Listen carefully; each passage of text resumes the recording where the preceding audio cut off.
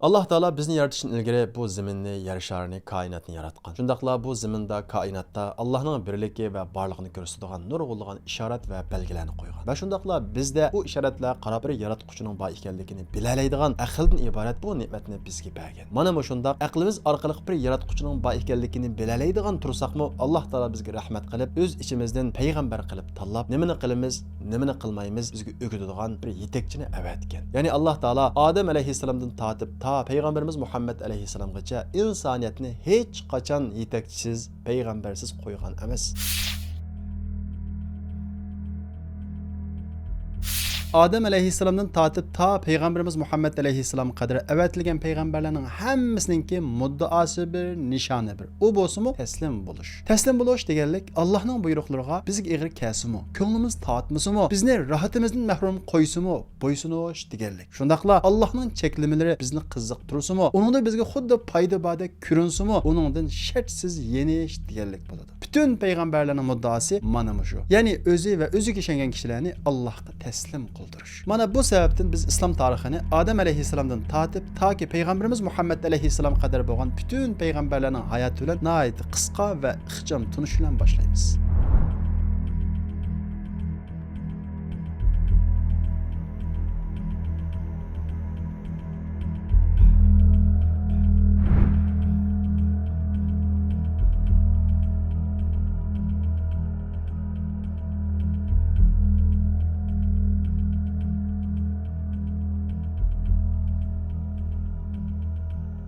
Köpünçimiz bilginimizdek yer şarida insonlik Adem atamızdan başlangan. Yani Allah Taala tunca qilib Adem atamızını öz qulu bilan tuproqdan yaratgan. Yani insonninki jinsi, tipi tuproqdan. Allah Taala öz qulu bilan Adem atamızını yaratib bo'lgandan keyin uning bir parchasidan, yani bir qo'g'isidan uning hamrohi Havo onamizni yaratgan. Ve Allah Taala o ikkisini jannatga o'rlashtirgan. Bu noktadan her bir insan cennetlik. Bizning qalbimizdagi o sig'inish, o to'ymaslik asli bizning ana yurtimiz bo'lgan jannatga qarta bir talpinish. Biz asli jannat uchun yaratilgan bo'lganligimiz uchun bu dunyodagi lazzatlar, huzur, halovatlar bizni qanoatlantirmaydi. Qiziq turadi, lekin xuddi tuzliq suv ichganga o'xshash, qancha huzurlanib baqsaqmi, bir yerlarimizdan qonmaydi. Biz faqat jannatga borgan vaqtimizda haqiqiy qalbimizdagi o bo'shliq, o qanoatsizlik to'lg'uda haqiqiy huzurga, haqiqiy xushallikqa erisha olamiz. Alloh taolo Odam otamiz va Havo onamizni jannatga o'rlashtirgandan keyin ularni imtihon qilish, ularni sinash va o'zining tabiatini ularga tuntish uchun ma'lum bir daraxtdan yeyishdan cheklaydi. Odamda cheklaganga qiziqadigan, buyurganni qilg'isi kelmaydigan mushundaq bir narsa bor. U bo'lsa nafs. Bu insonning birinchi darajalik dushmani. Shundaqla insonning eng cho'ng bir dushmani borki, u xiyoliy narsa emas. U haqiqiy biz ko'rmaydigan, ruh dunyosida yashaydigan, lekin bizning xiyolimizga, tafakkurimizga ta'sir qiladigan bir dushman bor. U bo'lsa shayton. Mana bu shayton Odam otamiz va Havo onamizni Alloh taolo cheklagan daraxtni yeyishga qiziqtiradi. Vasvas qiladi. Oxiri Odam otamiz u cheklangan daraxtni yeb soladi. U daraxtni yeb bo'lgandan keyin o'zining xato qilganligini his qiladi da Allohga darhol tavba qiladi. Alloh taolo uning tavbasini qabul qiladi. Alloh taolo Odam otamiz va Havo onamizga shaytonning mana shundaq dushman ekanligini tuntib bo'lgandan keyin, endi sizlarning yashaydigan yeringlar mavo, bu bir imtihon maydoninglar. Sizlar mush imtihon maydonida mush shaytonning vasvasiga aldanmay yashsanglar, mush jannatga qaytisizlar deganga ishorat qilib, Odam otamiz va Havo onamizni bu yer shariga tushiradi. Shundaq qilib bu zaminda insonlarning hayoti tunji bo'lib boshlandi. Odam otamiz va Havo onamizning qayerga tushganligi haqida ishonchlik hedisi yo'q. Lekin tarixiy kitoblarda Odam otamizning Hindistonga, Havo onamizning bo'lsa Jiddi shahriga, ya'ni hozirgi Saudiya Arabistonning Jiddiga tushganligi naql qilinadi. Shundaqla u ikkisiniki bugungi kunda biz haj qilganda boradigan Arafat maydonida uchrashganligi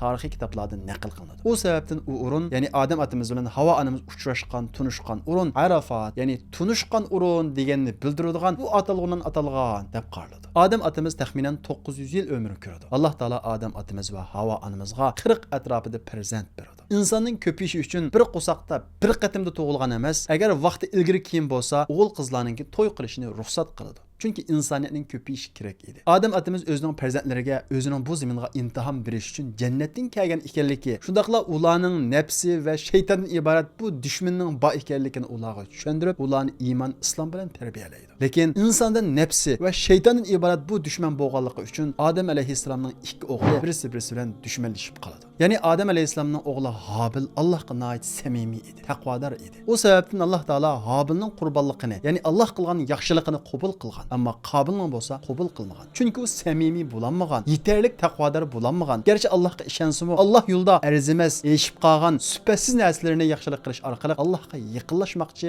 savob izlamoqchi bo'lgan. Bu sebepten Allah Taala uning qurbanlığını qabul qilmagan. Mana bu sebepten Qabil qarindishi Habilga hasad qilib, oxirida uni o'ldirib etdi. Hasad shundoq bir ig'ir illatki, u xuddi o'tning cho'g'i o'xshash kichik boshlanadi. Uni darhol o'chirib etmasa, u ulg'uyib oxiri ana shundoq jinoyatlarga elib boradi. Bizning bugungi kunda bir yoy kelinmasligimiz, birisi-birimizni ko'ranmasligimiz, e'tirof qilmasligimiz, birisi-birimizning inovatimizni tushirish uchun tirishimiz, e'tiborsizlashtirish siyosati elib berishimiz hammasining teg manbasi bo'lsa hasaddir. Agar bu hasad o'ti o'chirilmasa, ittifoqlik bo'lmaydi. İttifaqlıq bo'lmasa, g'alaba bo'lmaydi. Aksicha biz o'z ichimizda da'talash qilib, Allohning rahmatidan, Allohning nusratidan yiroqlashib ketamiz. Shuning uchun har birimiz shaxs bo'lish sifatimiz bilan va yoki kollektiv bo'lish sifatimiz bilan har qanday bir hasaddan saqlanishimiz kerak. Ko'p hollarda o'zini hasad qilmadim, men haqiqatan qo'g'dim deb o'ylashi mumkin. Ammo o'zi yolg'iz o'ltirib o'zini tekshirib baqsa, da'talash qilayotgan narsaning nima ekanligi haqida o'ylanib baqsa, uni yezib baqsa, uning arzugidek bir ish emas, aksicha uning bir hasad ekanligini o'zi his qila olishi mumkin. Undaq bo'lmaganda hasad o'ti uni ko'ydirib,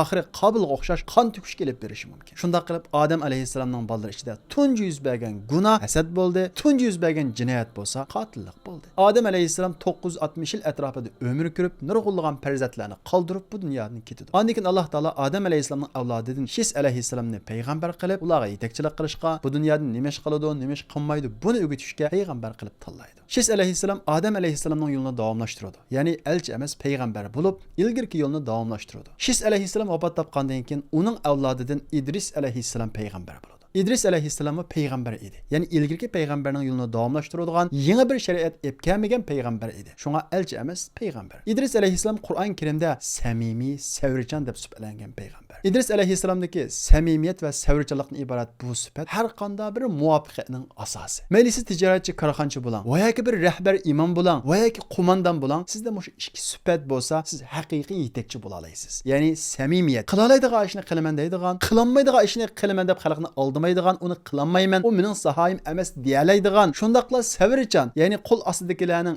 atrofidagilarning ba'zi ig'ir gaplarini ko'tara oladigan, ba'zi xatoliklarga ko'z yuma oladigan, mana shunda qorni ko'ksi keng bo'lishi kerak. Shundaqla İdris alayhissalom tunji qatim qalamda xat yozgan payg'ambar. Shundaqla yengni bilan kiyim tikkan payg'ambar. Shunga İdris alayhissalom insonlar tarixida bir madaniyat o'zgarish qilgan payg'ambar deb qaraladi. İdris alayhissalom vafot topgandan keyin bir qancha asr payg'ambar kelmaydi. Tunji avlod dindan yanmay, Allohga bo'lgan ishonchni yo'qotmay yashaydi. Lekin ikkinchi avlod, uchinchi avlod, to'rtinchi avlod kelgan vaqtida Alloh ba biz asli jannatdan kelgan degan bu gaplar xuddi xurofotdek anglab kishilar dindan yenishqa, ozg'unlikqa qarab maqadi. Lekin inson shundaq bir narsaki, bir narsaga cho'qinmasa, uning tabiati bo'ldi qilmaydi. Chunki inson bir iloh tarafidan yaratilgan bo'lg'achqa, bir iloh bo'lmasa, uning qalbi orom topmaydigan shaklda yaratilgan. Bu sababdan İdris alayhissalomning avlodlari bir qancha asrdan keyin dindan chiqib baqqan bo'lsa-mu, lekin qalbi orom topmay, yo'q biz bir narsaga cho'qinmasak bo'lmaydi ekan deb o'zining ichidan eng solih 5 kishininki butini haykalni yasab biz mushularga ibodat qilaylik yoki biz Allohga ibodat qilishda mushularni orliqimizga vositachi qilaylik deb 5 kishining butini yasab chiqdi.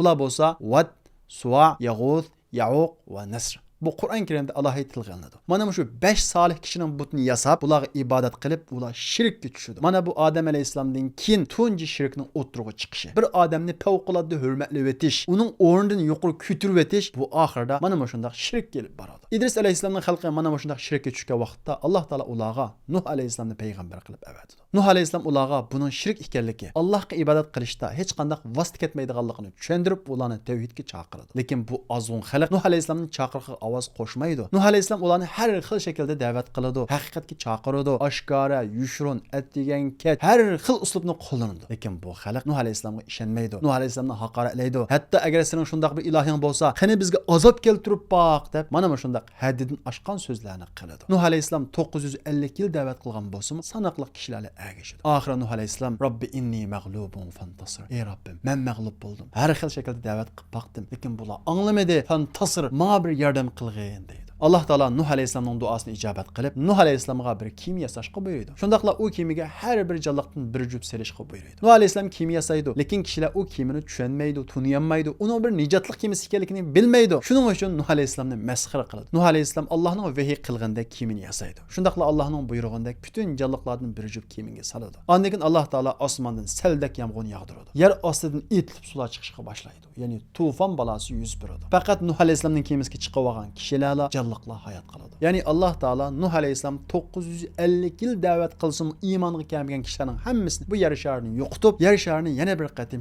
shirkdan, kufrdan pakizlaydi. Shuning uchun Nuh alayhissalom ikkinchi odamlarning otasi deb qaraladi. Nuh alayhissalomga ishongan va kiyimiga chiqib saqlagan kishilar bo'lsa, bu mo'jizani ko'z bilan ko'rgan bo'lg'achqa Allohga bo'lgan iymonda nihoyat mustahkamlashib ketadi. Ularning avlodi va ulardan keyin kelgan avlodmi nihoyat mustahkam e'tiqod bilan yashaydi. Lekin bir qancha asr o'tgandan keyin, ya'ni ularning avlodining avlodi kelgandan keyin bir qancha yil ilgari yuz bergan ishlar xuddi xurofotdek anglab, yana dindan chiqishga, ya'ni shirk qarab mangadi. Masalan, Nuh alayhissalomning avlodining bir qismi, ya'ni ot qavmi deydigan bir millat, bir qavm bugun kunimizdagi Saudiya Arabistonininki Ahqof degan bir yerga kelib joylashadi. Ularning bo'ybasida nihoyat cho'ng va kuchli bo'lg'achqa tog'larni tishib, uylarni yasab, me'morchilik, uy va binokorlikda nihoyat taraqqiy qilib ketadi. Ular o'zining kuchiga tayanib ana shunday taraqqiyotlarni qo'lga keltirgandan keyin o'ziga ishonib Allah'ını inkar qilishga boshlaydi. Men ashaddu minna quwwa. Bizda kuch kim bor? İnsan ana shundaq narsa. Ojiz vaqtida Allohga yaqin yashaydi. Shundaqlam kuchlansa, mayli iqtisodiy jihat kuchlansin, mayli fan texnika jihat kuchlansin, kuchlansalam Allohdan yiroqlashadi. Bu insonning tabiatiga singib ketgan bir xil tuzkorlik xuyi. At qavmi dal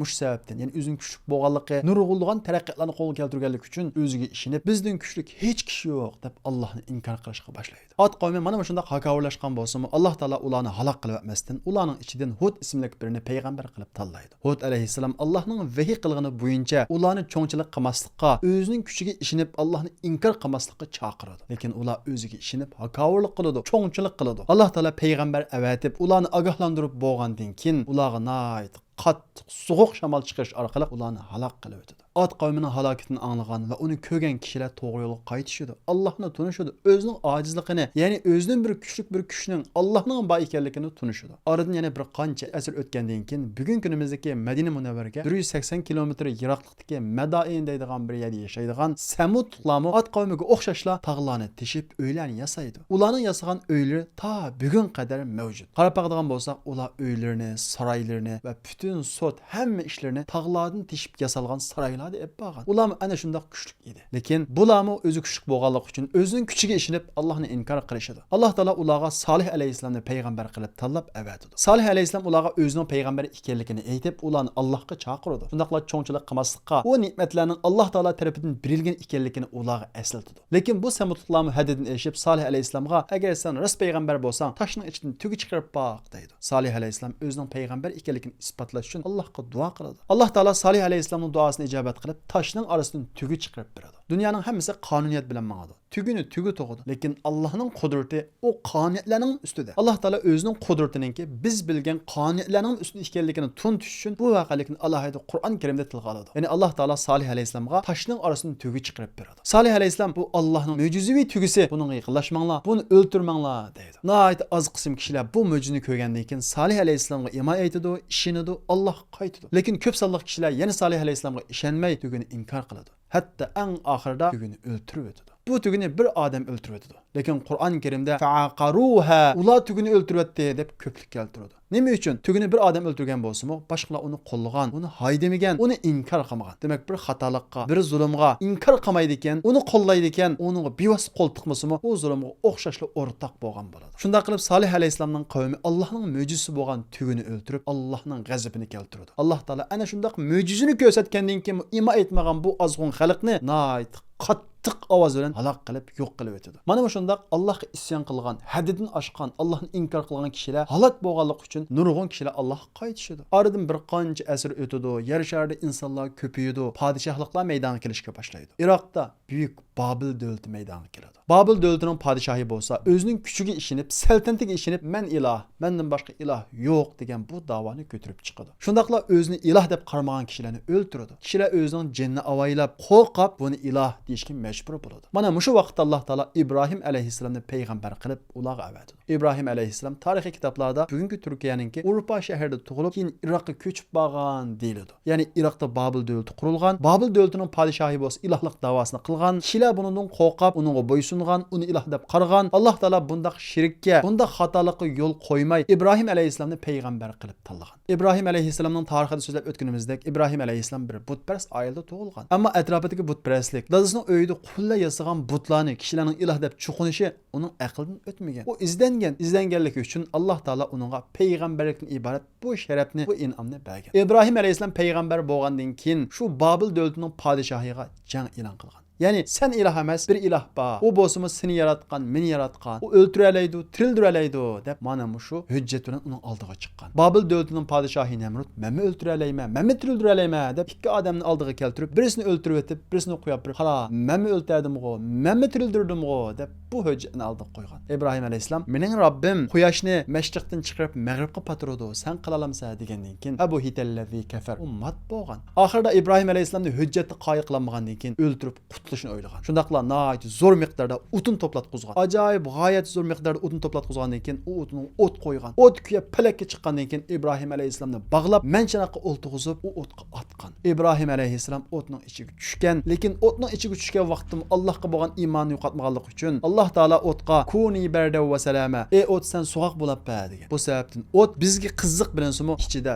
so'g'aq bo'lib İbrahim alayhisalomni saqlab qolgan. Ya'ni İbrahim alayhisalom o'tga tashlangan bo'lsa, itqodidan hech qanday yanmagan. Keyin o'tlarning hammasi o'chgan vaqtda saq salomat chiqqan Nemrutni bo'lsa bir pash bilan halok qilgan. İbrahim alayhisalom keyin Allohning buyrug'i bilan o'zining yurti bo'lgan Iroqni tashlab Falastin taraf qarab hijrat qilgan. İbrahim alayhisalom 80 yoshga kirgan bo'lsa-mu, farzand yuzi ko'rmagan. Allohning payg'ambari duo qilsa ijobat qiladi, o'tning ichida ko'ydamagan. Ana shunday payg'ambar turib, Alloh taolo imtihon qilish, sinash yuzidan İbrahim alayhisalomga farzand bermagan. 80 yoshga kirgan vaqtda farzandning ko'ziga surtkidak bo'lgan. Ana shunday vaqtida Alloh taolo İbrahim alayhisalomga bir o'g'il farzand bergan. Ya'ni İsmoil alayhisalomni bergan. İbrahim alayhisalomning ikki ayoli var. Birisi Hacer, yana birisi Sare. Allah Taala Hacer'den İsmail alayhissalomni bergan. İbrahim alayhissalom 80 yoshga kirgan vaqtda e'tiborlab ko'rgan bu farzandni qo'lga ola olmayla Alloh taolo tarafidan İbrahim balangni sen Makkaga olib qo'y degan bu buyruq kelgan. Amaliyotda o'zimizning hozirgi hissiyatini o'ylab baqadigan bo'lsak, bu nihoyat cho'ng bir sinoq. 80 yoshga kirguncha hech qanday farzand yuzi ko'rmadi. 80 yoshga kirgandan keyin 4 ko'zdan kutgan farzandini qo'lga oldi. Bag'riga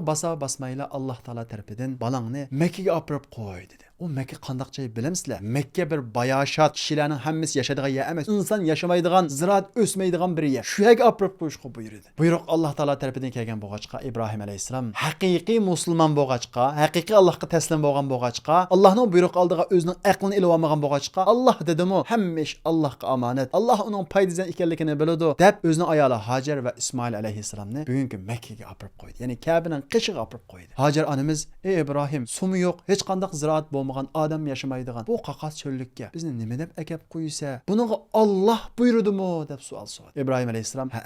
Allohning buyurganligini anglagandan keyin Hacer onamiz asla va asla ikkilanmadi. "İzen la yudayyunalloh." Undaqda Alloh bizni zayo qilmaydi dedi. Darvaqa Alloh taolo zayo qilmadi. İbrahim alayhisalom 10-15 yilni mana shundaq piroq ichida o'tkazdi. Aradan kelib yo'qlab turdi. Balasi 16 yoshga kirgan vaqtida, ya'ni asqat qudak bo'lgan vaqtida Allohning yana bir sinoq keldi. Mana shu suyumlik o'g'lini Alloh yo'lida qurbonlik qilgan degan buyruq keldi. Allohdan kelgan buyruq bo'lg'achqa İbrahim alayhisalom o'g'li Ismoilga buni aytdi. O'g'li Ismoil, "Ya abad if'al ma tu'mar." Alloh buyurgan ishni qil, men sabr qila olmayman dedi. İbrahim alayhisalom o'g'li Ismoil alayhisalomni achqib bo'g'izlamoqchi bo'ldi.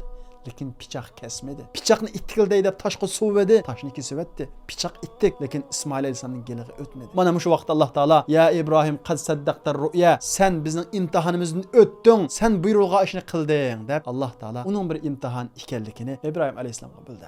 İbrahim alayhisalom mana shunda qatma-qat sinoqlardan o'tgandan keyin Allohning xalili, shundaqla umma o'z yolg'iz bo'lsa-mu, u bir umma degan bu sharaflarga erishdi. Shundaqla mana shu qurbonlikdan keyin Alloh taolo İbrahim alayhisalomga Ka'bani bino qilish, hajni e'lon qilish, ondan boshqa nurg'ulg'an sunnatlarni ta qiyomatgacha Ibrohim alayhissalomning sunnati shaklida yo'l qo'ydi. Biz bugun kunimizda olib boradigan haj ibodatlarining ko'pinchisi Ibrohim alayhissalomning sunnati bo'yicha bo'ladi. Demak, Allohning in'omi mana shunda qatma-qat intihollardan keyin keladi. U davrda qor dengiz atrofida yashaydigan bir xalqlar bor edi. Ya'ni bugun kunimizdagi Iordaniya bilan Falastin o'rtasidagi qor dengiz atrofida sadumliqlar yashaydi. Bu sadumliqlar bo'lsa badjivoz xalqlar edi. Ya'ni bugun kunimizdagi LGBTlarga o'xshash erdan er to'y qilsa bo'ladi, ayoldan ayol to'y qilsa bo'ladi deydigan shunda xalq edi. Ya'ni Allohning yaratishiga zid, insonning tabiatiga zid shunda nachar bir illat bo'lgan xalq edi. Alloh taolo bu xalqqa Ibrohim alayhissalomning jiyan o'g'li Lut alayhissalomni payg'ambar qilib avatdi. Lut alayhissalomga bu xalqning nihoyat nachar illat ekanligi, Allohning g'azabini keltiradiganligini aytib ularni ogohlantirdi. Lekin ular bo'lsa Lutni qo'g'lab chiqarib o'tinglar deb o'zining shahridan qo'g'lab chiqarmoqchi bo'ldi. Lut alayhissalom ularga shuncha nasihat qilgan bo'lsa-mu, lekin ular anglamaydi.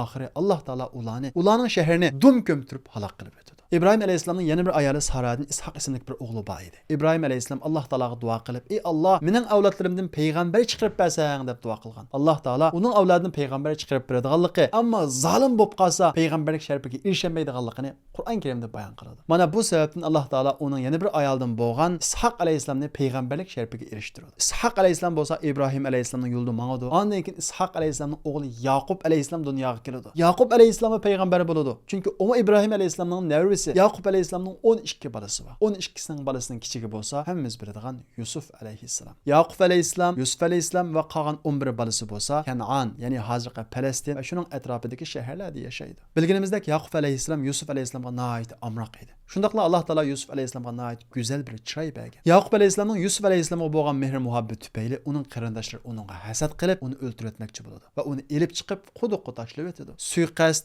yamanlık fakat Allah yazgan bosla edi. Bir adam sizge hasad qilib, yamanlık qila, ana şu Yusuf alayhissalomning qarindoshlarchilik yamanlık qila. Amma Allah taolo sizni kütüreshni xolasa, boshqalarni tushirish emas, o'ltirishni xolasimi, Allah sizni kütüraveradi. Qarindoshlari hasad qilib Yusuf alayhissalomni o'ltirishni quduqqa tashlab edi. Alloh taolo Yusuf alayhissalomni quduqdan chiqarib Misrga olib borib, uni vazir qildi. Buning tarixini biz payg'ambarlar qismida so'zlab bo'ldik. Shuni bu yerda takrorlamaymiz. Yusuf alayhissalom oxiri Misrning azizi, ya'ni ministri bo'ldi. Shundaqla ochliq ministri bo'lib Misr xalqini ochlarlikdan qutqizib qoldi. Bu sababdan Yusuf alayhissalom dadasi va bir tuqqanlarning hammasini Misrga ko'chirib akirdi. Va Yaqub alayhissalomning 12 avlodi Misrda 12 aymoq, 12 qabila shakllantirdi. Ular Bani İsraillar deb atiladi. Ya'ni İsrail degan Yaqub degan gap. Bani avlodlari degan gap. Ya'ni Bani İsrail deganimiz Yaqubning avlodlari degan. Yusuf alayhissalomning avlodlaridan Rahima xonimni Ayyub alayhissalom amriga oladi. Ayyub alayhissalom bo'lsa Yusuf alayhissalomning keyin avatilgan payg'ambar bo'lib, Alloh taolo ham payg'ambarlikni bergan, ham saltanatni bergan, ya'ni boylikni bergan bir payg'ambar edi. Nihoyat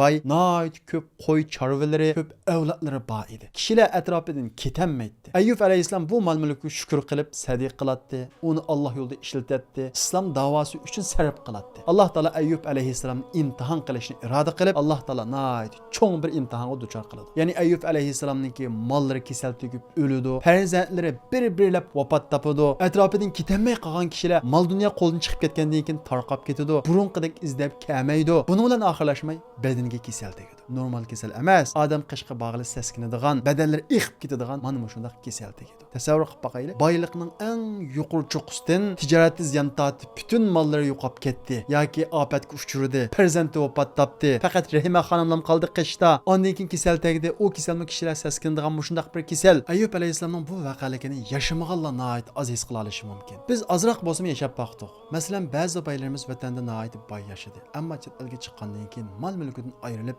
kambag'al bo'lib qoldi. Hashamatlik dachlarda, cho'ng uylarda o'ltirolmadi. Ammo ijara bo'lsin uyda o'ltirdi. Badani saq, alhamdulillah. Ammo Ayyub alayhissalom bo'lsa eng yuqori o'rindan mol-mulki ziyonga uchradi. Bolalari vafot topdi. Ondan keyin o'ziga kasal tegdi. Kasal tegib mo kishilar qochadigan, seskinadigan shunday kasal tegdi. Ayyub alayhissalom mana shu jarayonning hammasida hech qachon shikoyat qilib boqmadi. Eng oxirida Robbi inni masaniyattur. Men xafalık yetdi deb Alloh qilam duo qildi. Amma shikoyat qilmadi. Allohning payg'ambari duo qilsa ijobat qiladi. Ayoli siz Allohning payg'ambari Allohga duo qilmamsiz degan vaqtda biz qancha yil hashamat yashadik, qancha yil yaxshi yashadik, qancha yil ne'mat ichida yashadik. Endi men Allohga duo qilishni xijil bo'laman dedi. Ondan keyin Alloh taolo yana bir bo'lak kishilarga Zulkifl alayhissalomni avatdi. Ondan keyin Iroqdagi Naynava xalqiga Yunus alayhissalomni avatdi. Yunus alayhissalom kishilarni iymonga, da'vatga Allohga chaqirdi, lekin xalqi uning ijobat qilmadi, gapini anglamadi. Yunus alayhissalom bo'lsa qaydab ularni tashlab chiqib ketdi. Ondan keyin Yunus alayhissalomni biliq yutib oldi. Chunki bu islom da'vati kishilar bizni tillasimi, qo'llamasimi, yordam bermasimi qaydash haqqimiz yo'q. Biz da'vat qilish orqali o'zimizning majburiyatini ado qilamiz. Da'vatlarni anglamasa, amal qilmasa uning hisobini o'ziga beradi. Yunus alayhissalom xalqini tashlab chiqib ketgandan keyin u kimidagi voqealiklar bilan oxiri kit Yunus alayhissalomni yutib oldi. Yunus alayhissalom kitning ichida turib o'zini xato qilganligini his qildi va Allohga la ilaha illa anta subhanaka inni kuntu minaz zolimin. Ey Alloh, sendan boshqa iloh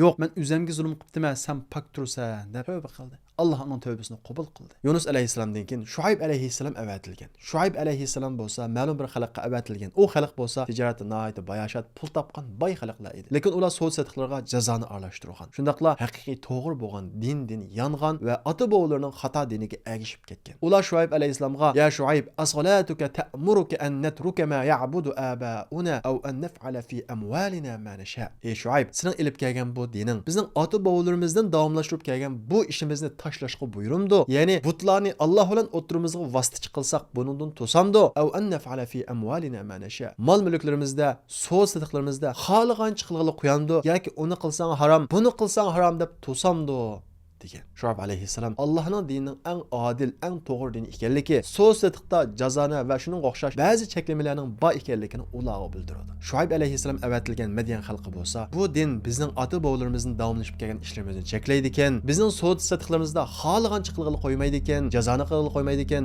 saxtipazlik qilg'ili qo'ymaydi ekan, ba'zi harom ishlarimizni cheklaydi ekan deb bu dinni inkor qiladi. Shuayb alayhissalomga ishonmaydi. Alloh taolo bu qavmni qattiq yataravish bilan halok qiladi. Ondan keyin Alloh taolo Misr xalqiga Musa alayhissalomni avatdi. Musa alayhissalom bo'lsa Bani Isroillarning avlodidan edi. Ya'ni Yaqub alayhissalomning avlodlaridan edi. Bani Isroillar bo'lsa biz Yusuf alayhissalomning qissasi so'zlab o'tganimizdek, Yusuf alayhissalom Kan'ondan Misrga ko'chib kelgan. Shundaqla Misrda ko'payib Bani Isroillar deb nihoyat cho'ng bir bo'lakni tashkil qilgan. Shundaqla Bani Isroillar nihoyat tirishchan, hunar sanoat bilan shug'ullangan, Misrning hunar sanoat ishlarini qo'liga olgan kishilar edi. Fir'avn bo'lsa u Misrning yerlik xalqi bo'lgan Qibtilardan edi. Fir'avn ilohlik davosini qilib bo'ldi qilmay, bu Bani Isroillarga ig'ir zulm soladi. Ya'ni o'zining xalqiga bo'shroq zulm soladi. Shundaqla o'ziga ishonsa ularga yaxshi mukofot beradi, yaxshi o'ringa qo'yadi. Ammo Bani Isroillarni bo'lsa ikkinchi sinf millat sifatida ig'ir zulmlarga soladi. Bani Isroillarning ko'p qismi bo'lsa Ishoq alayhissalom, Yaqub alayhissalom va Yusuf alayhissalomdan qolgan to'g'ri dinda mustahkam turadi. Ana shundaq mustahkam bardoshlik berib turayotgan paytda Alloh taolo ularning ichidan Musa alayhissalomni payg'ambar qilib tanlaydi. Biz Musa alayhissalomning qissida bu voqeani nihoyat tafsiliy bayon qildik.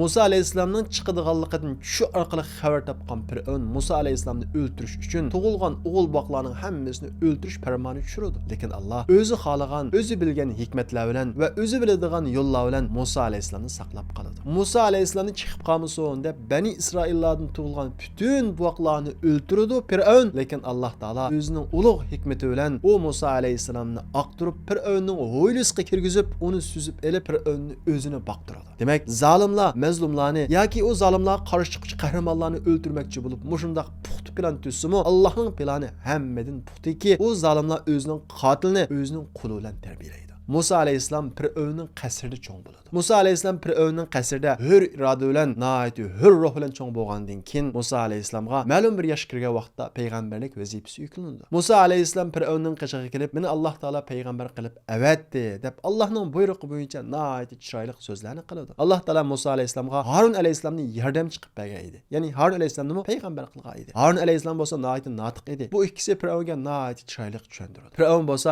"Ey Musa, sen ilgari bir odamni o'ltirib eding. Endi qubab bizga nasihat qilgudek sen Allohning payg'ambari bo'ldingmi?" deb Musa alayhissalomni inkor qiladi. Shundaqla Musa alayhissalomga ilgari qasr qilgan yaxshiligini so'zlaydi. Musa alayhissalom bo'lsa, "Sen menga yaxshilik qilgan bilan Bani Isroillarga zulm qilding. Ya'ni bir odamga yaxshilik qilgan bilan nurg'ulg'an Bani Isroillarni azding, ularni o'ltirding. Sen bu zulmingdan yan Allohga ishon. Seni va meni yaratgan Robbimiz bor." deydi. Lekin Fir'avn "Ana robbukumul a'la", eng buyuk Robbinglar men deb bundan asla yanmaydi. Va Musa alayhissalomni o'ldirib o'tish uchun har xil planlarni tuzadi. Allohning plani hammadan üstün. Musa alayhissalom Bani İsraillarga özünün peygamber ekanligini tushundirdi. Nurg'unlari ishonadi, ammo ba'zilari Fir'avndan qo'rqib ishonmaydi, agashmaydi. Musa alayhissalom o'ziga ishongan Bani İsraillarni agashtirib, u Misrdan chiqib, Qizil dengizni kesib o'tib, o'zi asli burun kelgan Kanan tarafga, ya'ni Falastin taraf qarab Bani İsraillarni elib mangadi. Fir'avn Musa alayhissalomning va uning qavmininki Misrdan chiqib ketmoqchi bo'lganligini anglab, nihoyat zo'r qo'shin bilan ularning keyinidan qo'g'laydi. Musa alayhissalom va Bani İsraillar qochadi. Ular Qizil dengizning bu yerga kelib to'xtaydi. Keyindan Fir'avn va uning qo'shini oldida bo'lsa dengiz. Hech qanday bir imkon qolmaydi. Qarmoqqa inson ko'zidan qarasak, Bani İsraillar bo'lsa, inna la mudrakun, endi biz tutib qoldik deydi. Musa alayhissalom bo'lsa, ana shundaq hech qanday bir chiqish yo'li ko'rinmagan bo'lsa-mu, kalla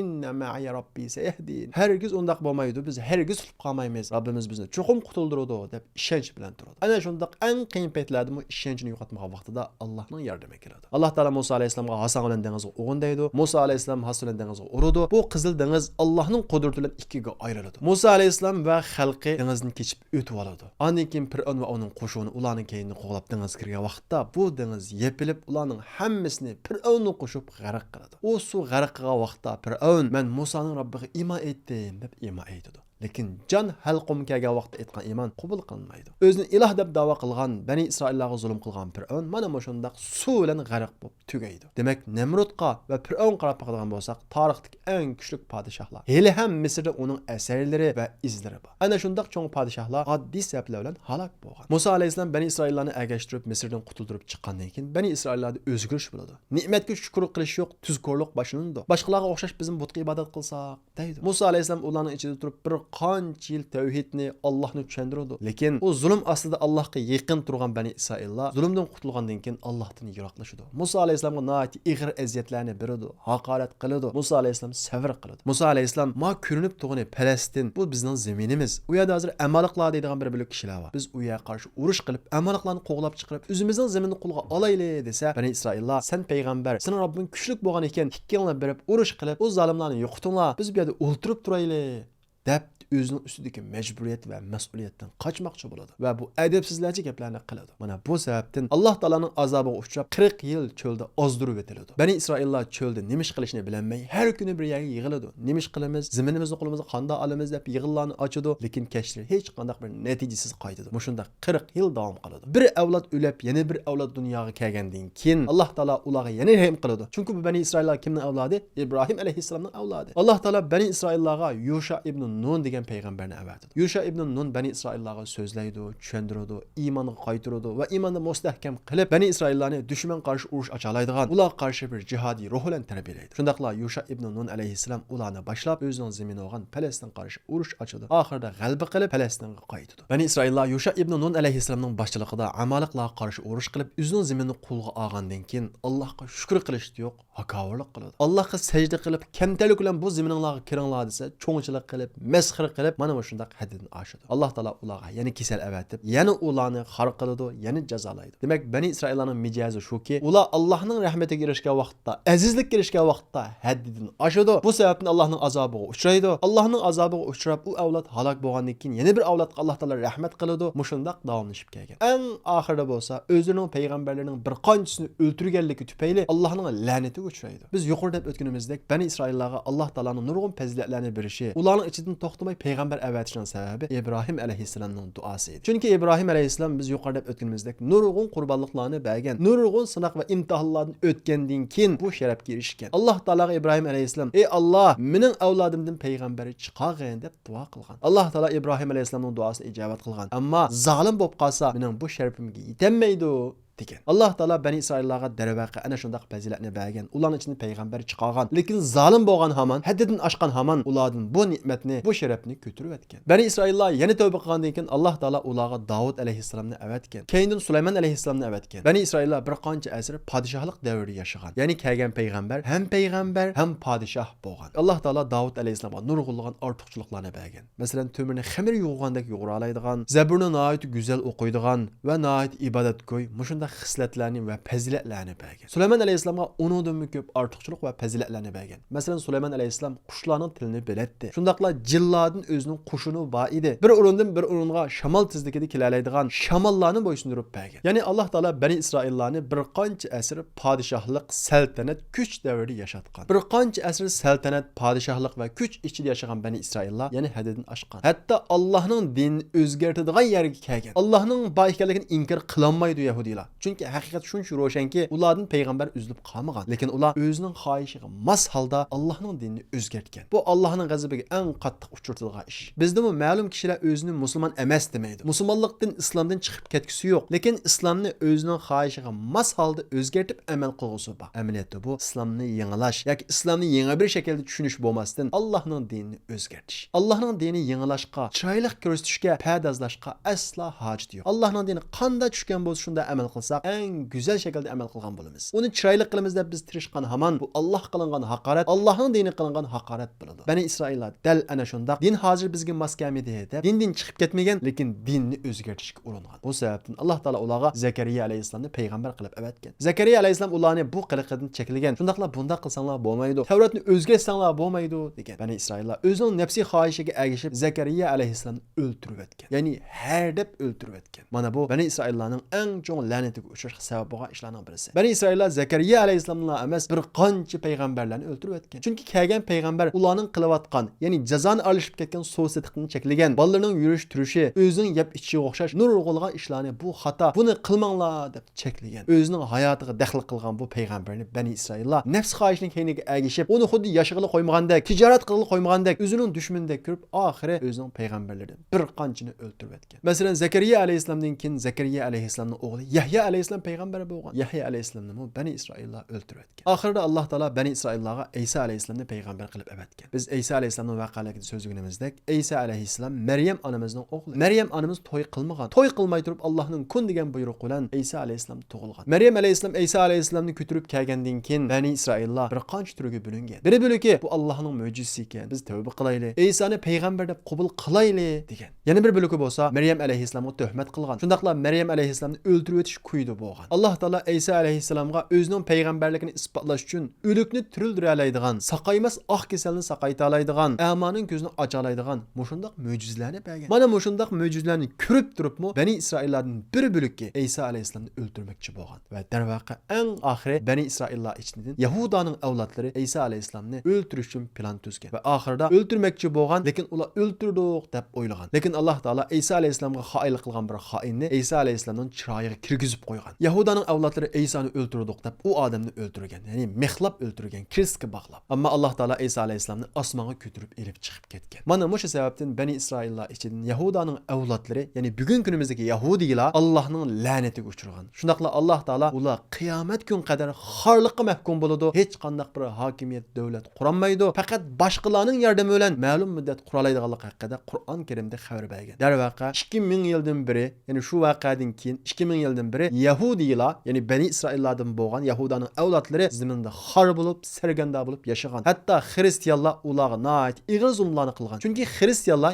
Isa alayhissalomga ishongan kishilar xristian bo'lgan. Bular bizning payg'ambarimizni o'ldirgan deb ularni nait o'ch ko'ratdi. Shuning uchun nega ba'zi ularni o'ldirgan. Bo'libmi milodiy 70-yillar nait ig'ir bir qirg'inchilik bo'lib, bu qirg'inchilikda Yahudiylarning 3dan 1 qismini qirib tashlab etgan. Yahudilar o'zini boshqalardan ustun ko'radigan, shundaqla barliq insonlarni o'zidan tuvan, o'ziga xizmatchi ko'radigan bu xil mijozi bo'lg'achqa dunyoda hech yerda sig'magan. Hatto Ispaniyadagi Yahudilar dindan yenish yoki o'ltirishdan iborat mushundaq yo'qolib ketish xavfiga duch kelgan. Shu vaqtda Osmoniylar sultoni Sultan Bayazid II o Yahudilarni Osmoniylar tavalliga keltirib yashash imkoniyati bergan. Ta shu 1948-yili Isroillar qurilgan qadar Yahudilar dunyoda xor va sarason bo'lgan. Alloh taolo Qur'on Karim deganda Yahudilar o'zi mustaqil bir hokimiyat tiklayolmagan va tiklayolmaydi. Bugun kunimizda qurgan Isroillar davlatimi Amerika va shunga o'xshagan ma'lum davlatlarning yordami bilan qurilgan. Ammo Qur'onning hukmi bilan shu aniqki, bularning bu davlati cho'qim zavolliqqa yuzlanadi. Shunda qilib Isa alayhissalom Bani Isroillarning ichidan chiqqan eng oxirgi payg'ambar bo'lib qolgan. Ammo Bani Isroillar bizning otimiz Ibrohim alayhissalomning duosi va payg'ambar cho'qim bizning ichimizdan chiqadi deb qaraydi.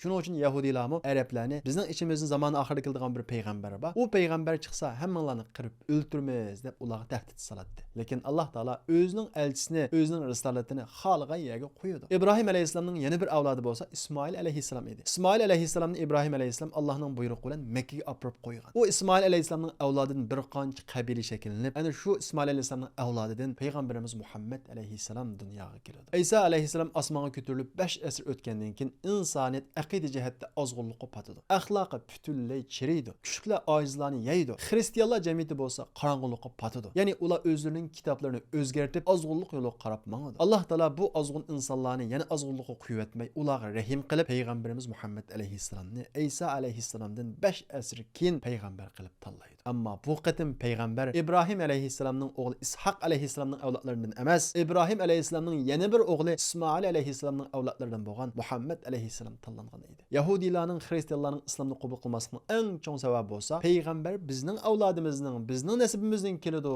deb qarab olganligi edi. Shuning uchun o'zi o'ylabmi baqmagan, hatto ko'zga ilmaydigan u arablarning ichidan payg'ambarning chiqqanligini ular asla va asla qabul qilmagan. Allohu a'lamu haythu yaj'alu risalata. Alloh o'zining elchisini, risolasini nada qo'yg'isi kelsa qo'yadi. Bu butunlay Allohning irodasidagi ish. Bizning vazifamiz bo'lsa taslim bo'lish. Alloh subhanahu va taolo mana shunday qilib insoniyat tarixida mayli arab bo'lsin, mayli ingliz bo'lsin, mayli qanday bir millat bo'lsin, ularni payg'ambarsiz, yetakchisiz qo'ygan emas. Bu faqat biz bilgan hadislarda kelgan sanoqli payg'ambar.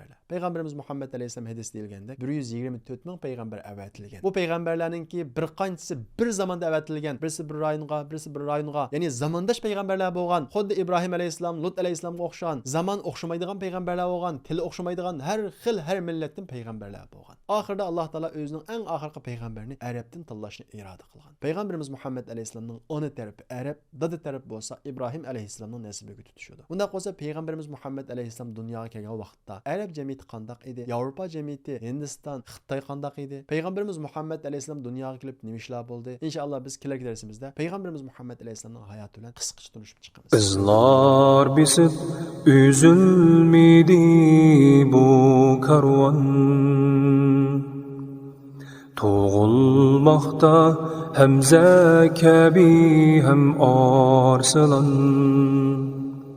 Düşman kelsa shiddat bilan sal bo'lib